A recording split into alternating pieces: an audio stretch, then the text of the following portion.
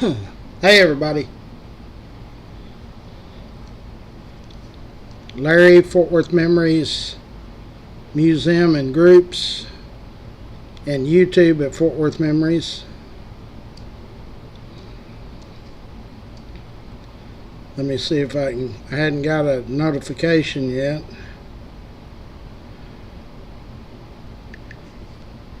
That I'm live on YouTube.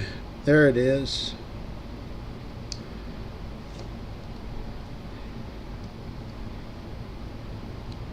Okay, here we go.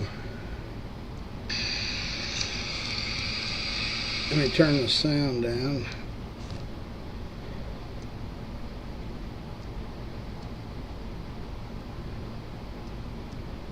Tell everybody good morning and not good luck.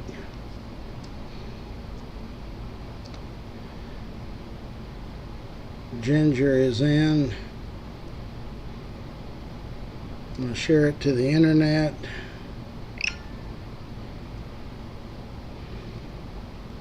And to Memories Live videos and messages. Hold on.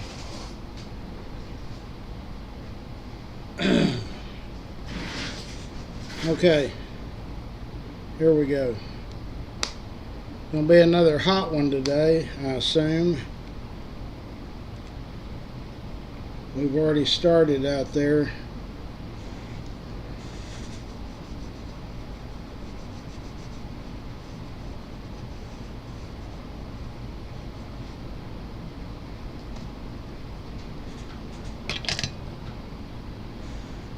Okay,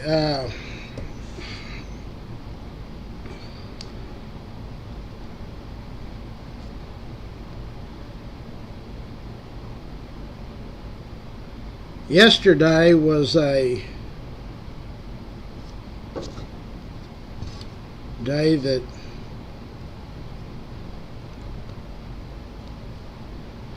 was entirely new to me. Maryland's in. About the time that I got home, which was about 3:30. Well, really, I'd gotten home because Peppo wasn't screaming yet. He was still asleep. He doesn't start getting those early calls until about an hour later, 4 o'clock or 4:30. It's lately been about 5 o'clock. So I'd unloaded the truck and was kind of getting ready for the evening activities when my phone rang. I was alone at the house besides Peppo. My wife was in town, but she had some function or something in Grand Prairie, some doctor deal or something. So my phone rang, and it was an unlisted or not available, is what it said, number.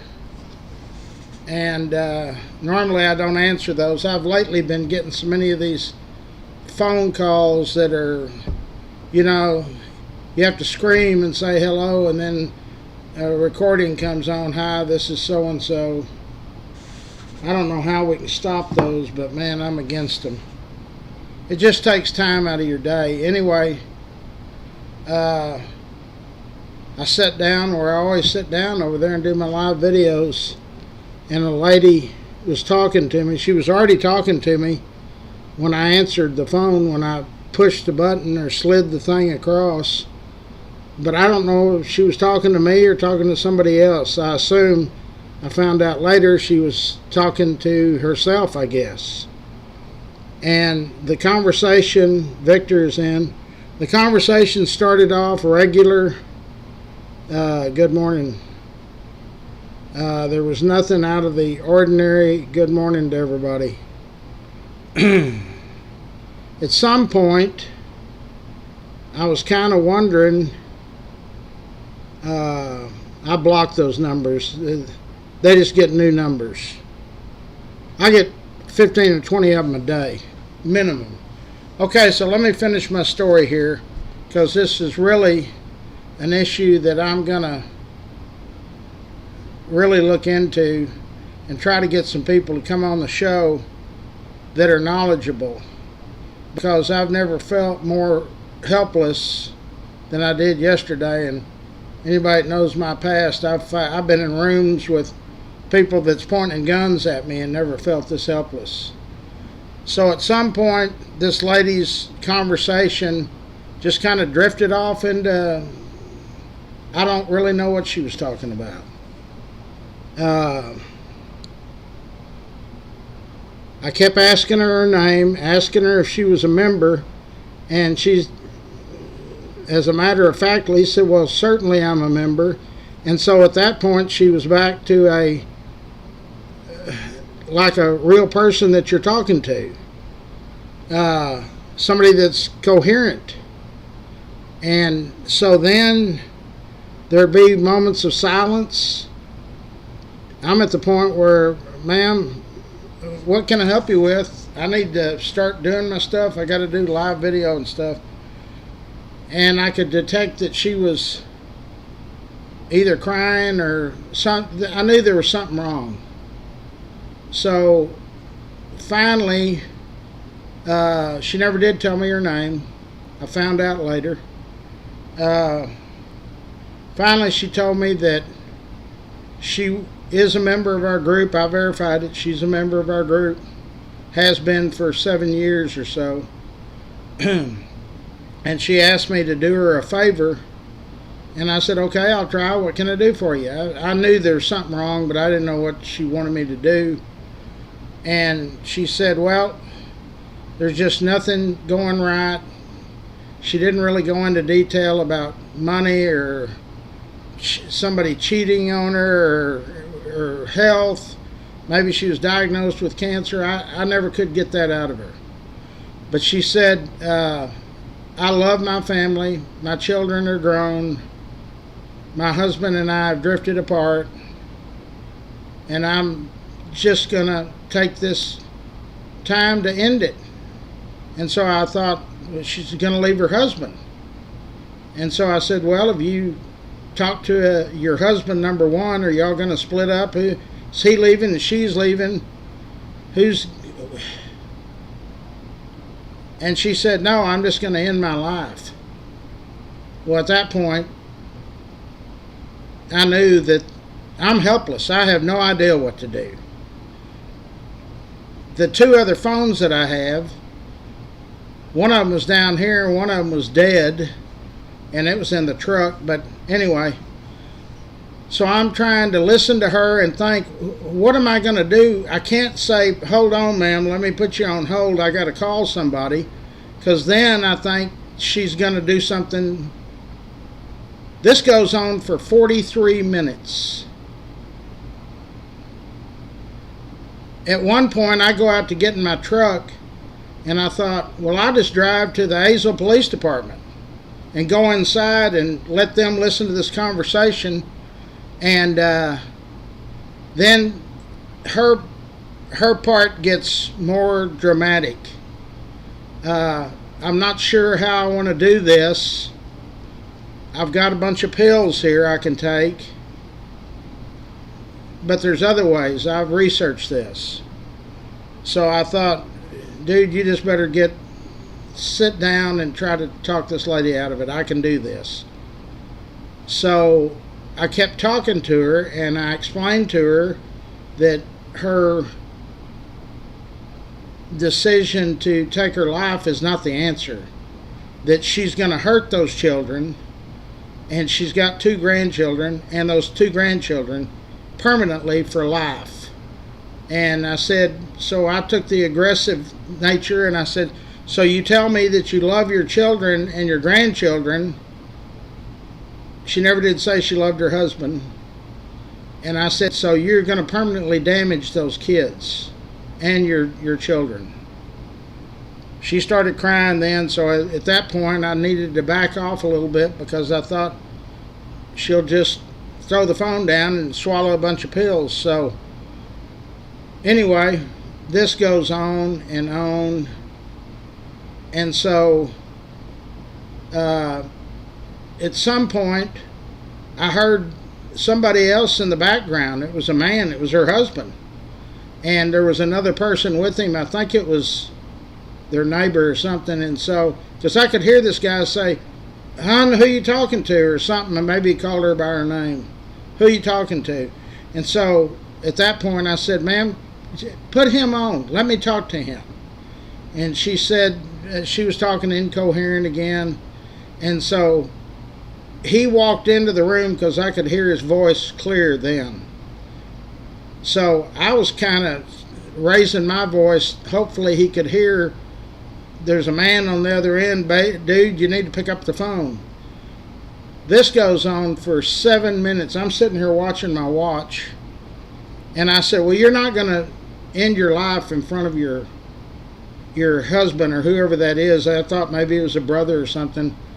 And she said, "Oh, to hell with it," and quit talking, and she dropped the phone. Luckily, this guy picked the phone up and asked, "Who is this?" And I said, "Sir, you need to sit down, but you need to look at your wife if that's your wife." And I told him what happened. I told him who I was. He said, "Yeah, we see you all the time on Facebook." And I said, "Well, she's called me to end her life. And I've been going through this now with her for 30 or 40 minutes. So he said, "Let me call you back. Let me get this situation under control." So I still don't know where they live or anything.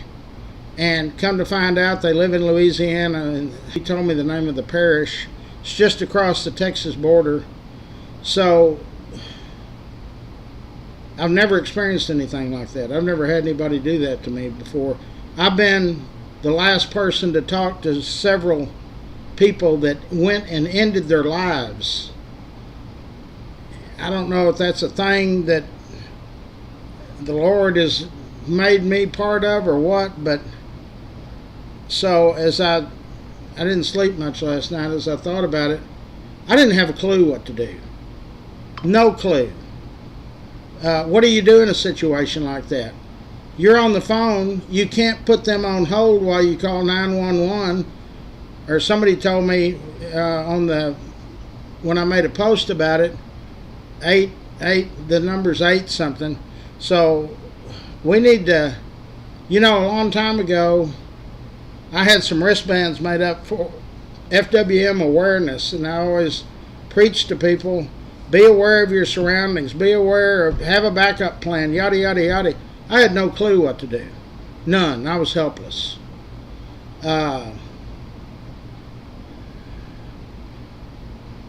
It's a terrible situation to be in. And so we need to talk about this. I want to start, a long time ago I started a page that was FWM Angels. I'm going to fire that back up and maybe tweak it a little bit. And we need people that are up different hours of the day or night to start monitoring that. And I need to start putting the information out there. If you need help, if you need to talk to somebody, we're here. Because I promise you, this lady was, I thought at any minute, a couple of times, she was going to just take a handful of pills and say goodbye. I think the only thing that stopped her was the love of her children, and I figured that would work when I said, "Ma'am, your children and your grandchildren, you're going to permanently damage them for life when you take your life." And that must have resonated with her because she kind of backed off the aggressive nature.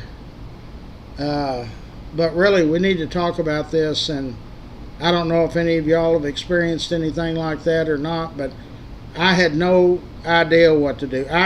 Right now, I still don't know what to do.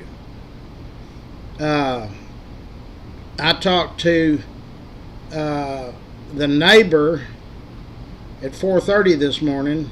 He called me from Louisiana, and he said they're all at the hospital, and she's sedated or whatever that is. And they appreciated everything, and I said, hey, you know, I'm glad she didn't do what she originally set out to do, but in these times, either finances or you lose somebody or whatever, we need to have a plan on what to do. How do you handle that situation? Because I had nowhere to turn for help. I'm on the phone with this lady, so I can't say, ma'am, I'm going to put you on hold and let me call 911 and see what they tell me to do. Because at the start, I had no idea if she was my next door neighbor or somebody that lived in Topeka, Kansas. So, really, I've never felt that helpless in my life, and I've been in a lot of situations where I thought the end was here for me, and always felt that I could motivate or navigate my way out of it. But when this lady called me, she was in complete control, and I was spellbound. I almost didn't answer that phone call. I normally do not answer unavailable or blocked or whatever it said. So we need to start talking about that, about how you handle that. Who would we call to get information? Is there a suicide hotline? I know there's a suicide hotline. This morning I'm going to call some of those people. If anybody knows anybody, I'd love to have them on the show, because, like I say, I was caught by surprise. I had no clue. So put yourself in my place. What would you have done? You're trying to talk somebody out of taking their life, and you don't have a clue who they are. You don't even know if it's a real conversation. While I'm sitting there talking to her, I could tell that it was real. She would get... I think she had to have been on some kind of drugs, because she'd start talking about stuff that I didn't have. It didn't have anything to do with what she called and told me she was planning on doing.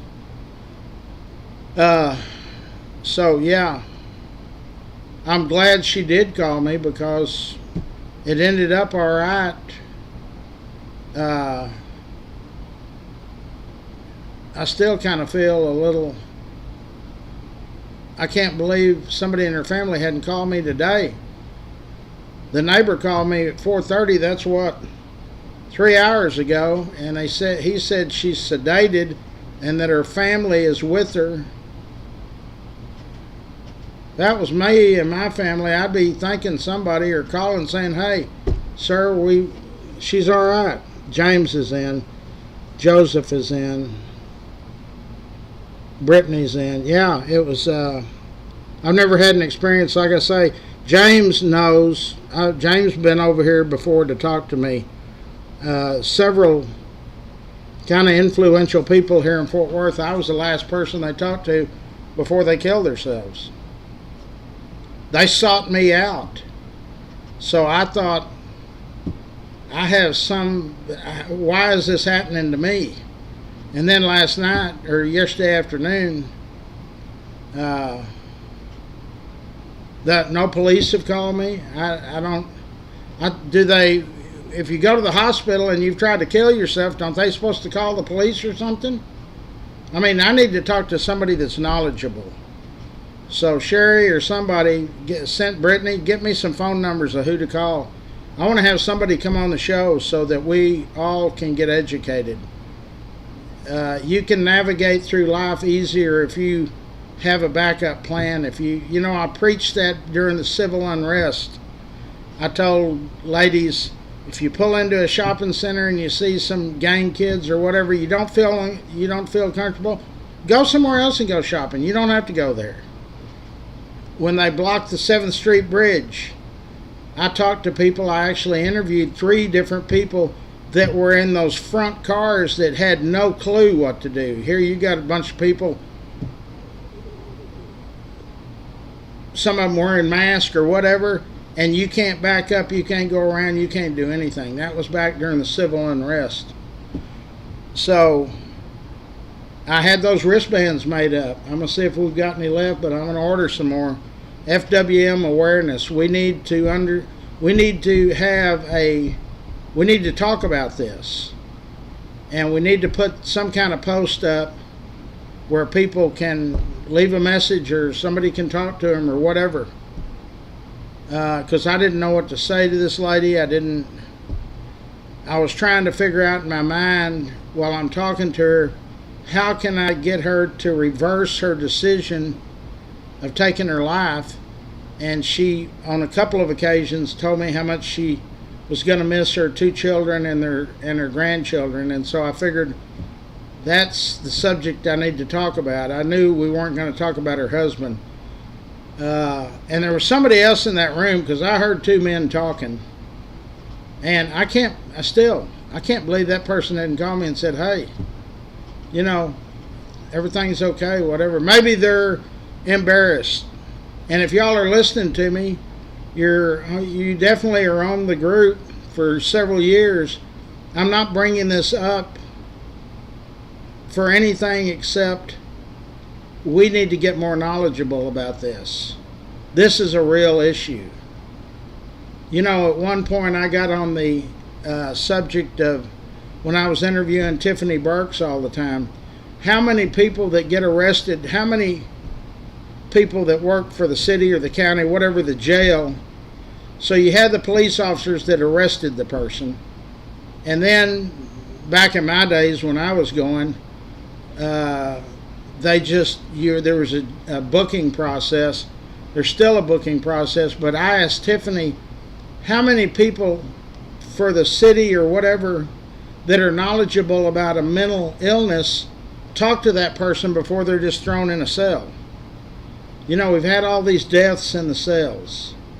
So do we have knowledgeable people at the intake part of their incarceration? There's got to be something, red flags. This lady, at the start of the conversation, for the first 90 seconds, I thought this was just another, hey, we're going to talk about memories or whatever, until I figured out she had another plan. And believe me, at that point, I was completely helpless. I had no clue what to do. There's no way I could say, hey, ma'am, I'm going to call you back. Can you give me your number? I was scared to put her on hold or whatever that was. I don't think you can even do that. When you get another phone call and you're on there, it gives you the 2 options, end and accept, or leave it alone or something. But we need to... This is a possibility of coming up to each and every one of us. I see Joseph Neely's in. He's a minister. James is a minister. I'm sure y'all have had training or something. If there's a class or a school I can go to, I want to do it. I'm one of the most recognized people in this city. I want to know what to be able to do, how you handle that situation, because I don't want to be the person to say something that maybe makes them go ahead and do it. I was just thinking in my mind and trying to listen to her. I was trying to think, there's got to be something that I can talk about that will get her mind off killing herself. Anyway,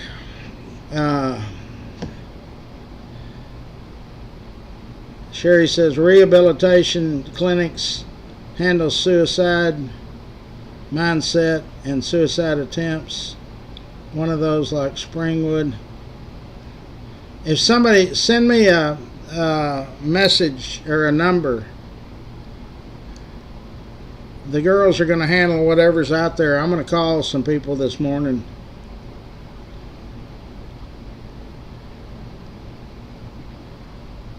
Marilyn, you're probably right. You know, we try to help everybody. I'm known for that. I don't care what it is. I'm trying to help. So maybe she called me to get help, but I was not qualified. I was not capable of doing that, Marilyn. I caught by surprise. That won't happen again. Before I leave here today, I'll know what to do. So I don't know if I need to call my police friends. Do our police officers go through training for this? I mean, mental illness is real, people. And I am now on that bandwagon. So if there's any of our members that are in suicide prevention or whatever, get a hold of me. I'll have you on the show. Because I want to know what to do.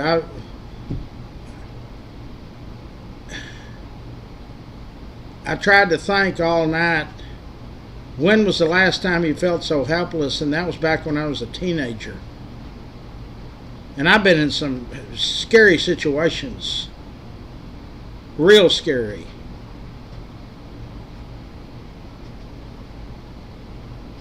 So I'm looking for information. I need somebody to help, and our group needs to know. That's what this group is about. We pray for each other. We help people. We give away bikes. During the COVID year, we had 9 giveaways, raised $200,000 or $300,000. We're helpers. That's what we are. And believe me, I was helpless last night, or yesterday. It kept me up all night. I'll be in bed early today. I want to find out how this lady is. I don't want to send a message. I've looked her up. She's a member.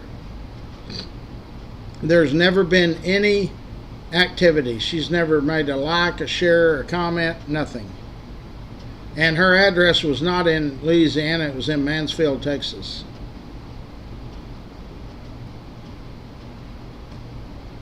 So, yeah, I need some help. I tried to stay calm.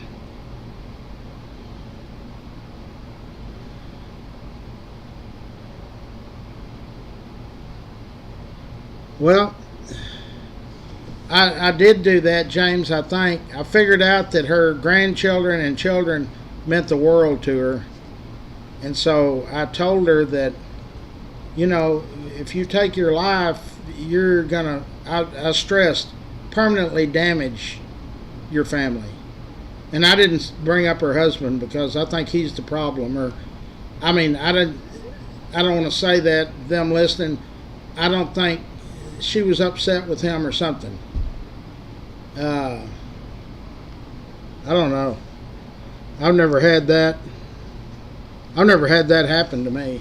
I've had, like I say, on 5 different occasions, people have reached out to me. I was the last person they talked to. But they went and did it somewhere else. I didn't know that was what was going to happen. So anyway, y'all get me some numbers and we'll figure out. Once I talk to people at suicide prevention or something, maybe they can send us some examples of what to post, how to maintain a different group. We've got that FWM Angels, but we really haven't. I used to post it during the holiday season for people that have maybe just lost their family or their little dog or cat, and they had nobody to talk to. And we had, I think, Sherry, you monitored that group. Marilyn, I think you were involved in that. Bill Palmer, I know, was involved in it. So maybe that's, I don't know. I'm at a loss on what to do. But this is a humanity problem, and we're part of that. Our group is the largest group in this community. So we need to be front runners on what to do. I mean, in other words, I didn't know what to do. And I couldn't say, let me call somebody so I know what I need to tell you. She didn't want to talk about that. Mario's in. Well, I just was guessing. I was just guessing that maybe that would change her. You know, here's the real scary thing for me after it was all over with, and about midnight I thought, what if her husband or whoever, I'm not even sure that was her husband, what if they hadn't come to her house? What was I going to do? I mean, because I wasn't making any progress really. She would get kind of fluid, talking fairly rational, and then she'd start sobbing, and she told me the pills were right there, and so I thought at any minute this lady's going to drop the phone and swallow a handful of pills. So I don't know. I need help. I don't mind asking for help when I need it, but seriously, I look at myself as I can handle anything that comes at me. Anything. I had no clue what to do yesterday afternoon. And I tell you what, I don't think that's ever going to go away for me. Just like I was telling her, if you do this, it will permanently damage your children and grandchildren. I think it does the same for somebody that's on the other end listening to that phone call. I don't see how these people that do suicide prevention, I don't see how you do that.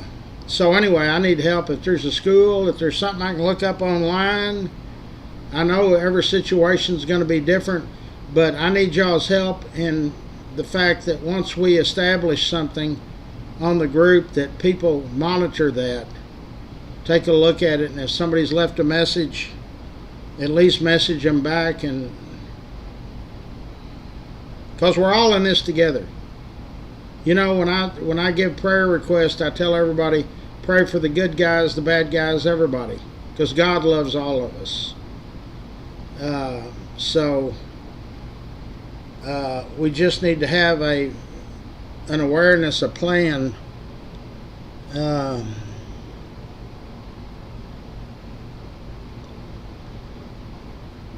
Right, we did, George, we went through that. Some of the members that are on here, James, Sherry, Brittany, Marilyn, they all know. I used to, and I don't do it as much anymore. You know, on the street you live on. Now, this is different for younger people. When I was growing up, I knew that person over there's got a bad dog, or that person over there doesn't want you running through their yard. Nowadays, kids, and my own included, don't even know who their next door neighbors are.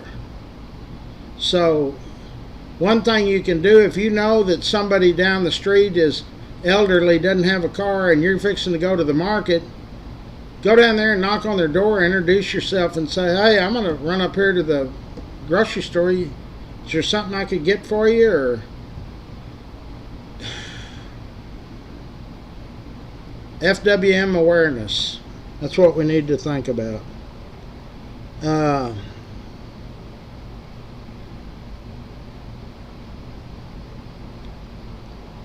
Crisis counselor. That's who I need to talk to. I need to talk not to the hotline, Glenn. I need to talk to the people that run it. Maybe I'll reach out to Maddie or somebody. We're bound to have a government office that deals with this. But it was really, like I say, it was the most helpless feeling I'd ever had in my life, really. And I was sitting there thinking, if I can't convince this lady to not kill herself, it's going to be on me, because she called me. So, for those just joining, yesterday when I got home, it was at about 3:30 or so, and my wife was at a medical deal in Grand Prairie. I got a phone call, and it didn't say their name, but a lady at the very first about the first 2 minutes of the conversation, 90 seconds or so, the lady was, I thought she was just going to say that she's a member and something she's got an issue with, but then she would start sobbing and told me that she wanted me to tell her kids why she's taking her life. I almost said, is this a joke? But I could tell she wasn't joking. So, long story short, it lasted right at 43 minutes. And then somebody came to her house. They live in Louisiana. And I kept telling her, put him on the phone. I didn't know who him was. And so when he got on, I said, sir, my name's Larry O'Neill, and that person called me and wanted me to pass on to her children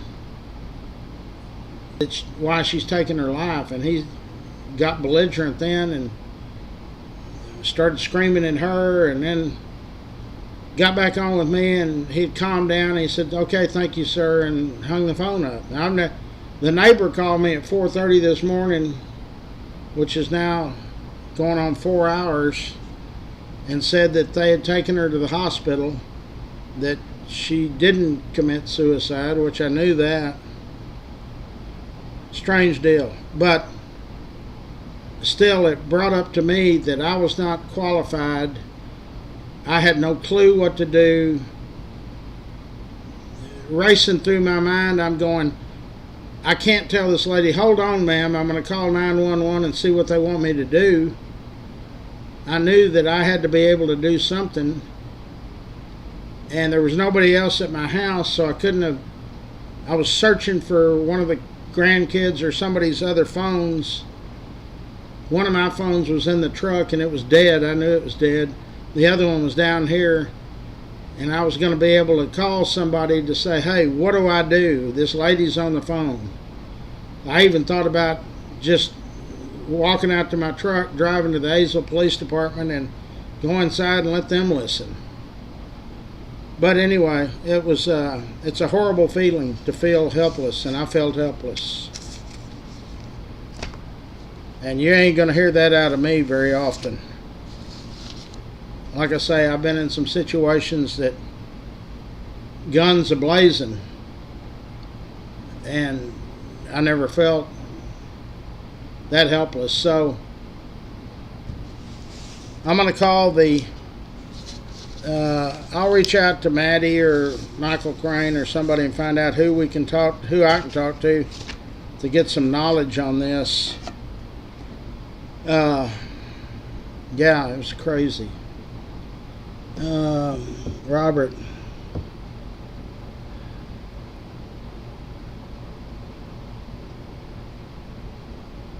Yeah, I knew that. I knew that she felt that there's problems in her life, and I don't know if it's her husband or what it is, but the purpose of her call was to tell me to get a hold of her children and tell them the reason she took her life.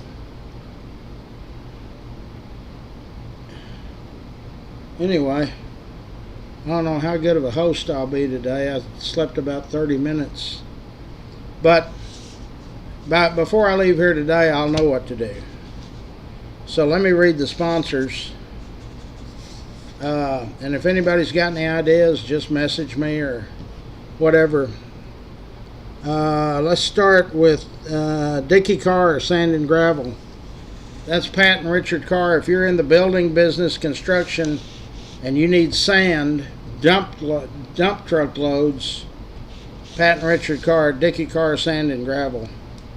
I've been out there. It's a huge operation.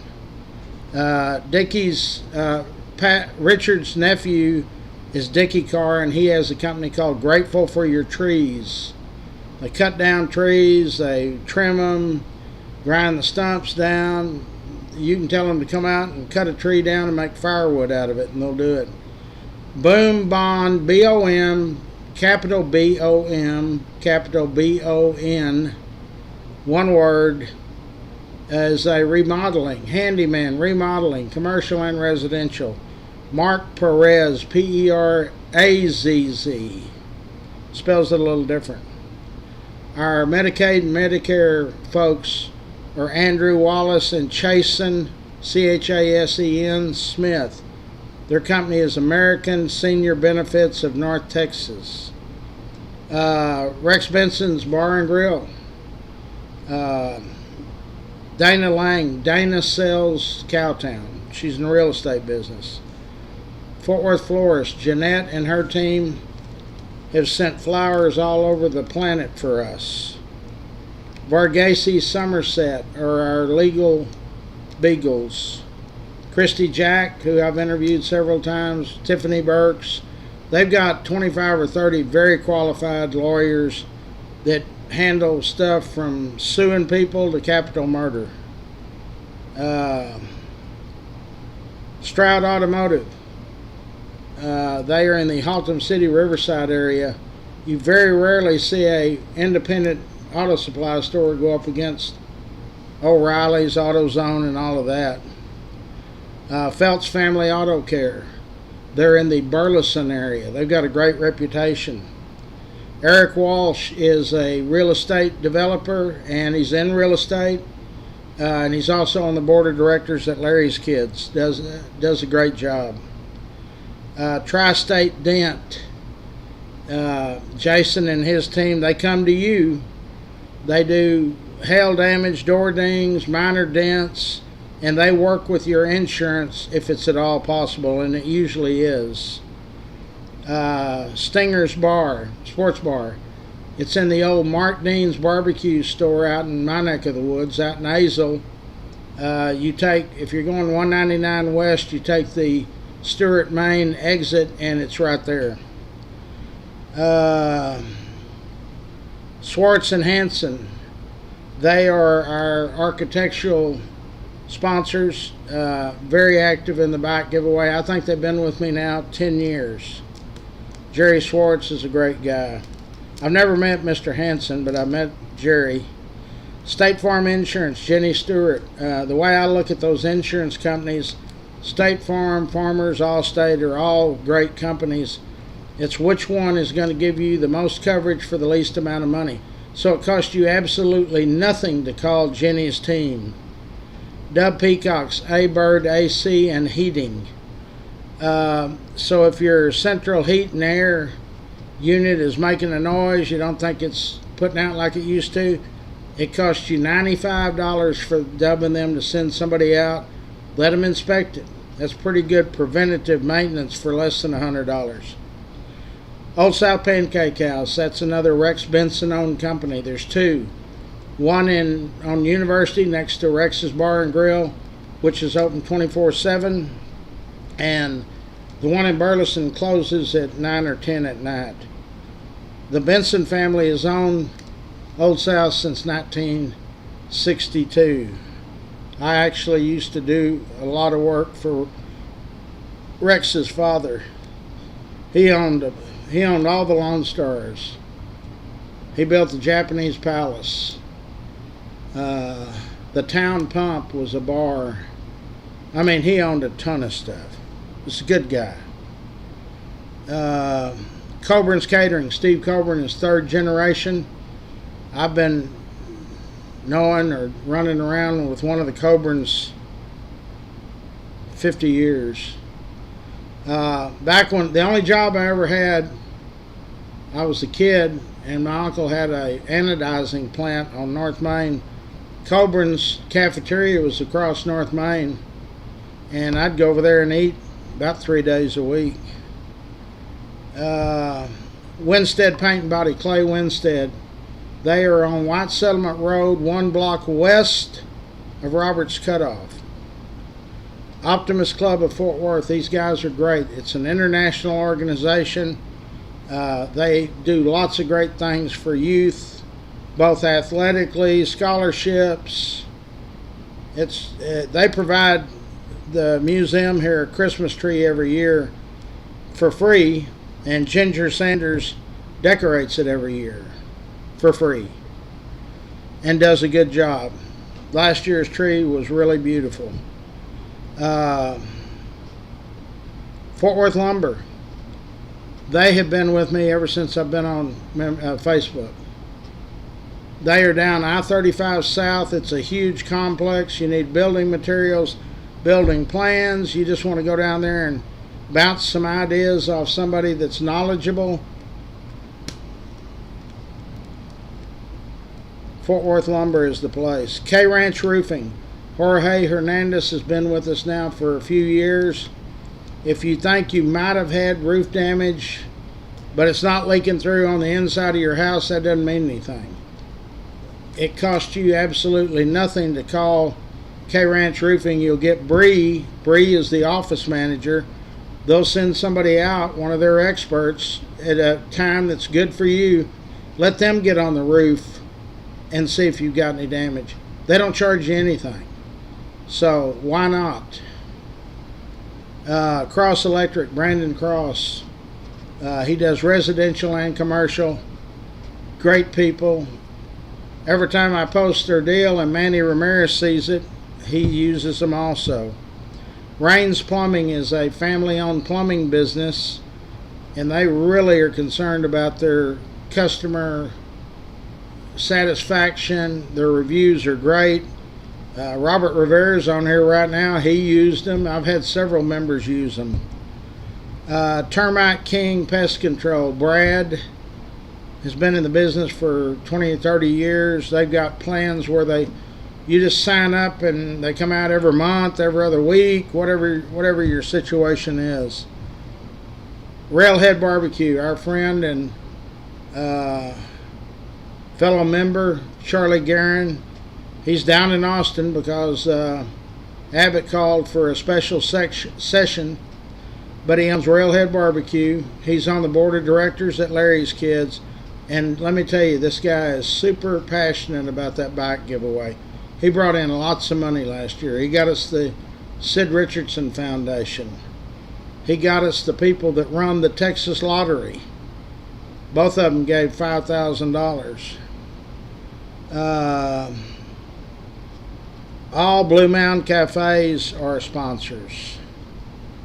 So I had a guy yesterday or day before yesterday said, what is the deal with being a sponsor? So let me explain it to you. Today we've got 131,212 I think active members. That's just on Fort Worth Memories. If you're a sponsor, I post your stuff on Instagram, TikTok, X, and the regular internet. Exposure is the name of the game. Our numbers are not matched by Channel 8, 5, 4, 11, the Star Telegram, Fort Worth Report. There's no media outlet that reaches more people than we do. We have now, for several months, maintained 4 million views in the last 28 days. That's how Facebook sends it to me every day. So what that means is people have looked at our group, the postings, 4 million times in 28 days. That doesn't mean there's 4 million people, but there's hundreds of thousands. So 4 million views in 28 days breaks down to 142,857 views every day, every 24 hours. 5,952 views every hour, round the clock. 99 views every minute for 28 straight days. So then you say, well, how many of those people actually did something? Facebook calls it engagements. That means you either liked something, you shared something, you made a comment, something. The numbers this morning, 401,285 engagements in the last 28 days. So that means every day for 28 days, 14,331 people liked something, made a comment, shared something. That's 597 every hour. 9 every minute. Our breakdown on men or women, 62% are women, 38% are men. Our age breakdown, 65 or older is 46%. I've always told people we've got a large retired group, thank God. 55 to 64 is 21%. Younger is 32%. So we're the #1 media outlet in the Metroplex, in the 10th largest city in the United States. That program costs you $1,500 a year. That breaks down to $125 a month is what it's costing you, or $4.10 a day. If your business is not going to generate with all the ads that I run for you, then running ads somewhere else ain't going to help you either. People yesterday said, can I pay it by the month? No, you can pay it half down, $750. Why? Repetition. You can't just say, okay, Larry's going to start advertising for us. We're in the auto repair business. Hey, well, we've been on there 3 days and we ain't had a call yet. You might not. It might take 3 weeks, 3 months. Saturation of the market. I post your stuff around the clock. All kinds of platforms. So anyway, it's up to you. You make the decision. But if you're using any kind of printed material, anybody advertising with a newspaper, hate to say it, Bud Kennedy, but you're throwing your money away. My opinion. I reach more people than the Star. I asked Bud one time, I said something about the Star Telegram, and he said, Larry, you are the new Star Telegram. Larry, I will be praying for you and this woman. Fort Worth Memories, it's been members' most important purpose is to love. Yeah, you know, I pray for this lady and her children and her husband, and I pray for everybody. The good, the bad, the ugly. Because at one time I was the bad and the ugly. You know, I didn't wake up every morning and say, let me go down here and talk to some people and wash a few cars. I woke up every morning, who am I going to hurt to get this money that they owe to this gambler? And that was a terrible feeling. But luckily, one of my own guys shot me in the back in the fall of 1984, and I spent about 5 or 6 months in the hospital learning how to walk again. And I swore that I would do bad things to this person. When it blacked out, I blacked out this memory. And when I figured out who shot me, I called my wife at that time and said, I don't know if I'm coming home or not. I know who shot me. And I always carry a gun. I've done some damage to people, and you don't know who's going to come looking for you. He had a repair shop in River Oaks, VCRs and stuff. When my hand hit that door, it felt like I was shocked. He had a customer. He got rid of that customer. He knew what was up. And when she left, he said, I guess you figured it out? And I said, yeah. And I stuck my hand out, and he said, well, what's this? And I said, I come to shake your hand, man. If you hadn't have done what you did, I'd be dead right now. And the only other thing I ever said to him is I said, why did you shoot me? He said, you had $60,000 on you and I needed money. He died about 2 years ago. That was by nothing from me. I really think he did me a favor. So I've been passionate ever since. The bike giveaway, I never got a bike. When I asked my dad for a bike when I was just turned a teenager, he broke my jaw. And I swore at that point if I ever was able to help kids get a bike, I'd do it. And we've given away $1 million worth of bicycles. That's pretty special. So we're all in this together. I'm not a preacher, but we need to get a handle on this suicide stuff. I have to get knowledgeable. This morning, it's my mission this morning. I need to start calling people in just a few minutes and find out what I do. How do I do that? When you're on the phone with them,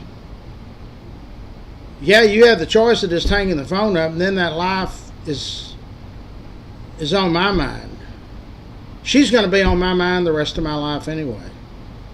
And I've already set in my mind, if I hadn't heard anything by 5 o'clock, I've got the number of that neighbor. I'm going to start calling. If that makes them mad, they're just going to have to get mad, because I need to know what happened. So anyway, we're all in this together, and we can make a difference. We just have to work on it every day. I'm going to dig out those purple wristbands. I did them back during the civil unrest in whatever that was, that the COVID year or whatever, and it had FWM awareness. And I would tell people every day, be aware of your surroundings, have a backup plan. If that street's blocked because of civil unrest or whatever, you see somebody in a parking lot that you think doesn't look right, go somewhere else. But I had no backup plan. I had nowhere to go. So that will be with me for the rest of my life. And like I say, I've had more than 6 people come to me. I was the last person they talked to before they killed themselves. The last time being when I was at 2713 West 5th, a stock show individual. I talked to him and he went and took his life. Okay, I love each and every one of you. We need to come together at this point. That she is on our group. Her profile that I have has them living in Mansfield, but they live right across the border in Louisiana, the neighbor said. And please, if y'all are listening, that family, call me, 817-965-2626. Because before the 5 o'clock, I'm calling somebody. I'm not calling anybody for the police or what happened, or I just want to know that she's okay.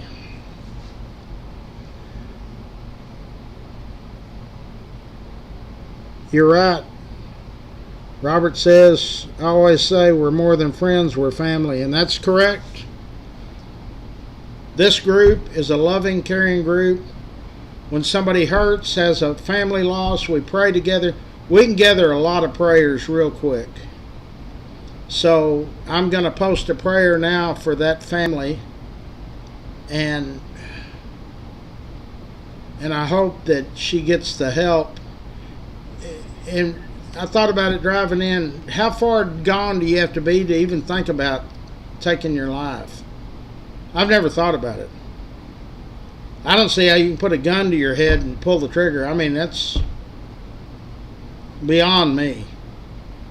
Of course, if you're using drugs or alcohol, it's easier. The first experience I had was a guy I grew up with. I was 19 years old. He called me at my uncle's plant and said, my wife's taking the kids. It's not worth living. I'm just telling you goodbye. And I drove my old 55 Chevy down Belknap through 183. He lived in Euless at those apartments, at Lexington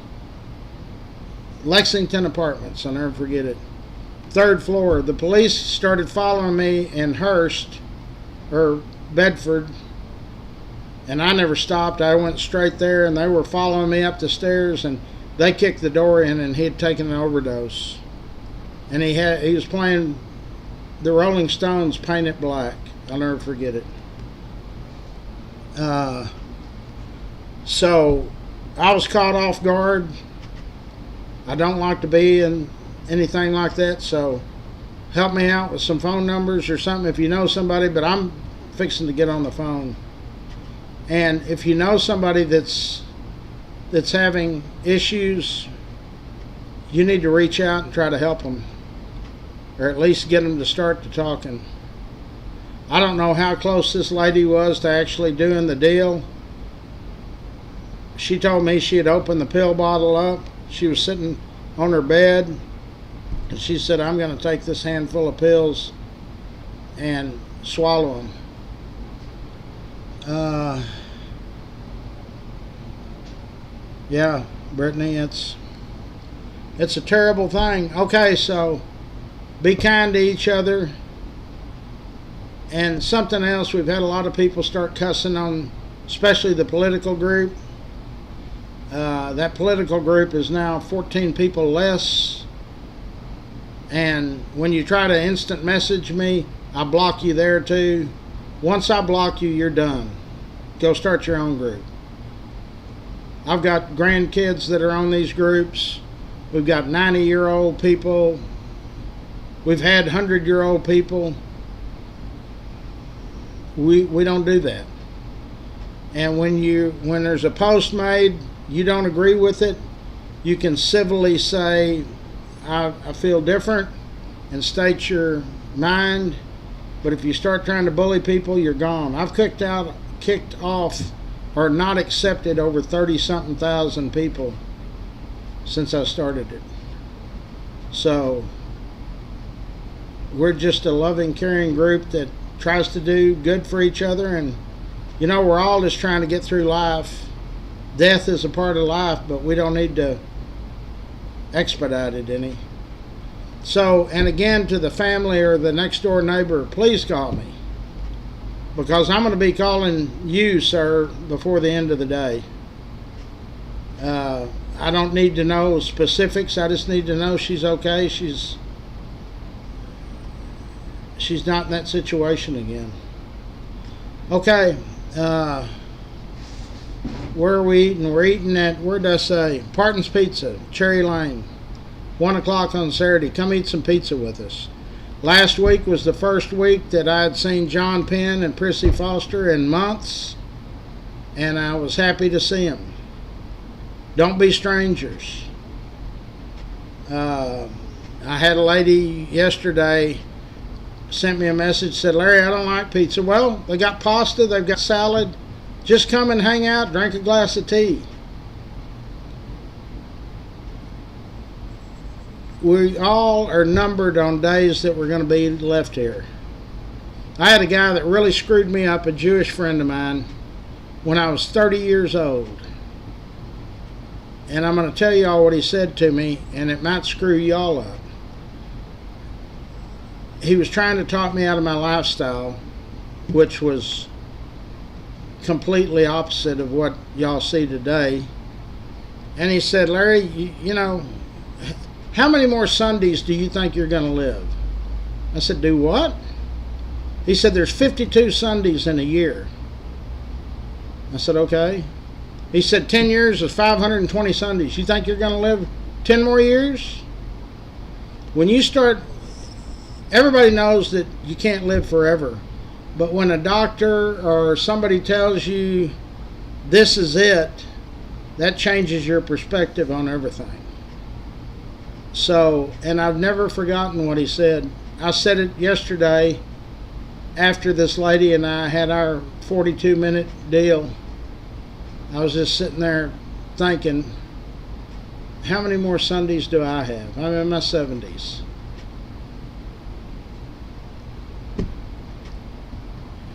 Longevity on my family side, on my mom's side, is pretty long. On my dad's side, I'm the only one to live past 40, I think. They all had one disease, lead poisoning. So be good to each other and reach out to people that you know are in need, because your phone call might mean the difference. When people are married forever and then their husband or their wife passes on, it changes them. And then they have another companion, a little dog or a cat, and after a few years he's gone. like me, I don't know what would happen to Peppo, to me, if Peppo was gone. And the joy I have thinking about him is that my youngest son, Landry, will be 18 in 2 months. He'll have to pass Peppo down to his youngest son. Because Peppo on January 5th of 2026 will be 37 years old. So that means he's going to live another 113 years average.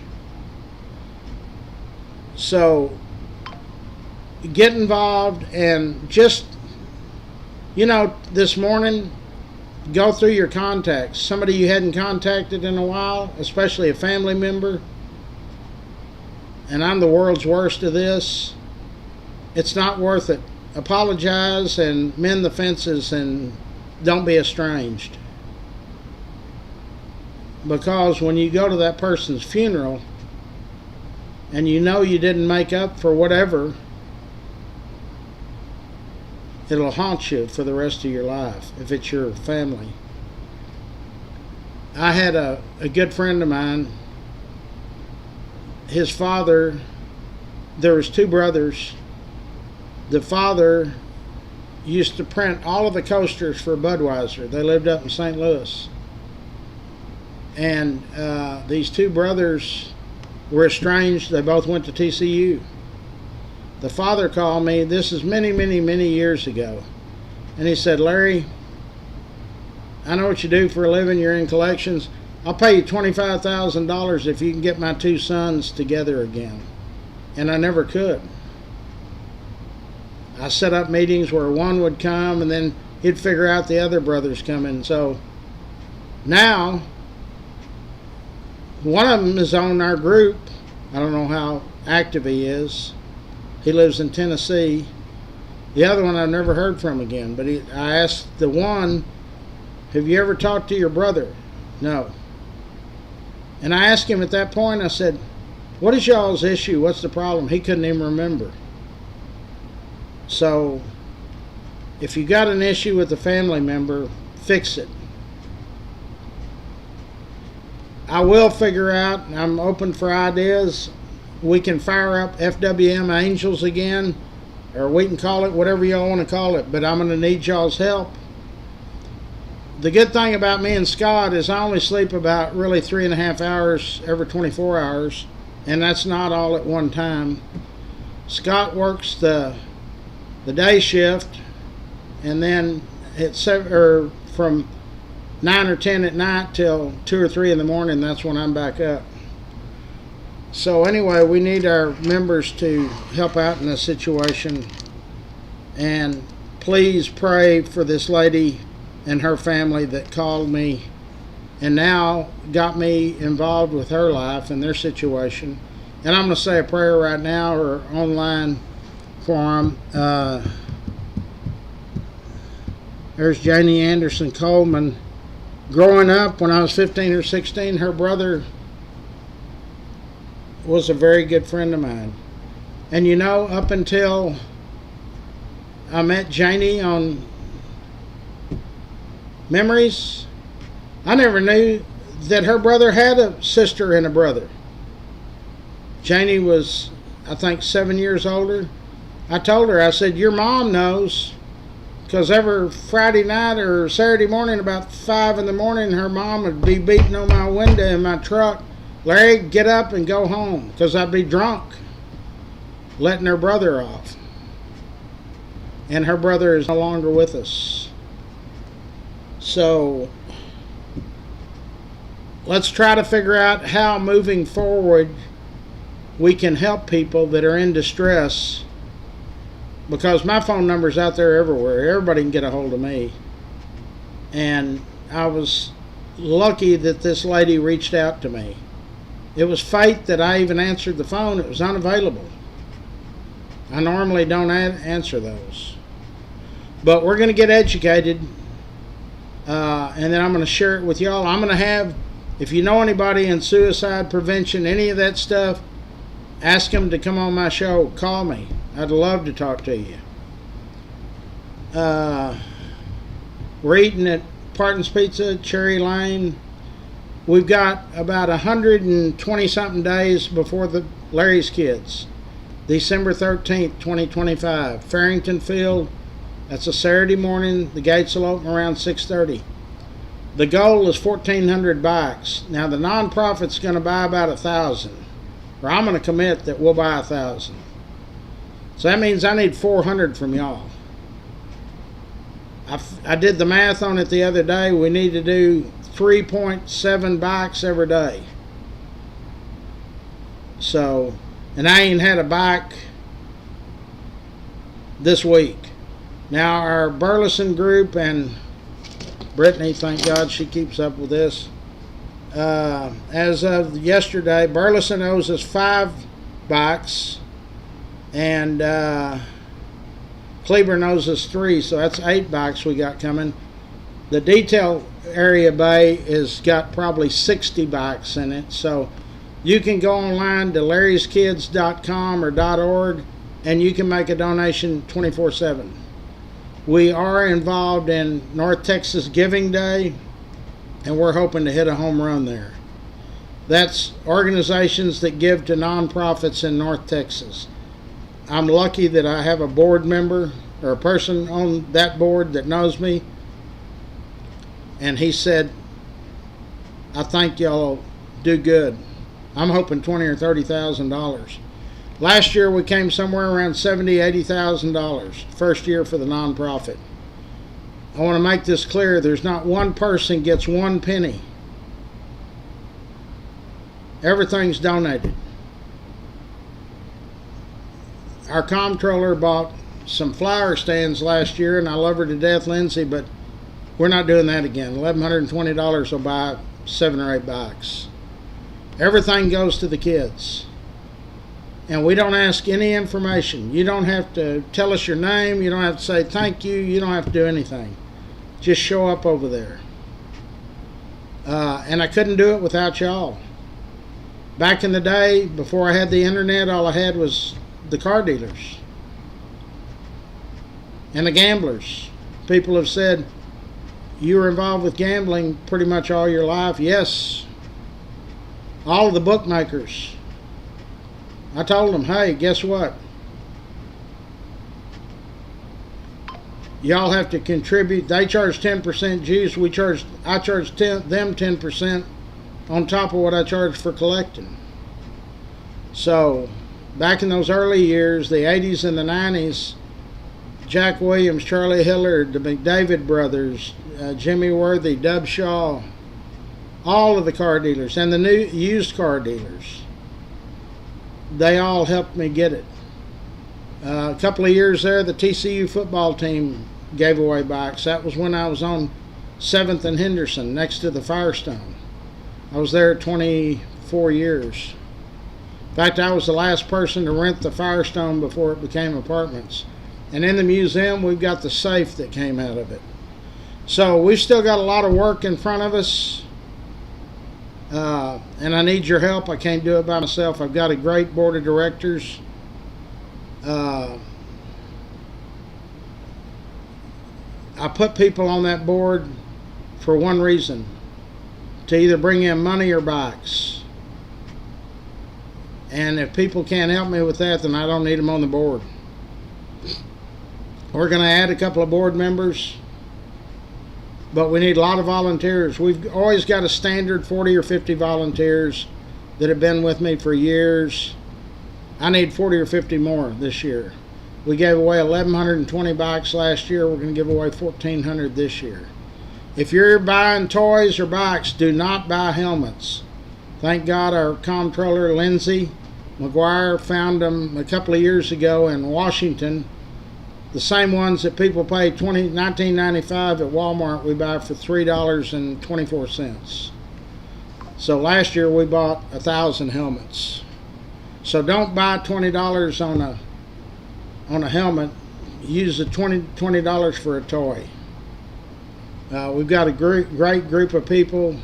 Sherry Holt, Sandy Flowers, they all work in that toy section. We've got floaters, Colin and Kyle and people like that, Charlie Guerin, these people, they're not there for a photo op. They're there to give away bikes. Bill Palmer and Jeff Petrie on the front end, they handle our customers as they first pull in. So it's a community event. Last year we had Mayors Mike Moncrief, Betsy Price, and Maddie Parker.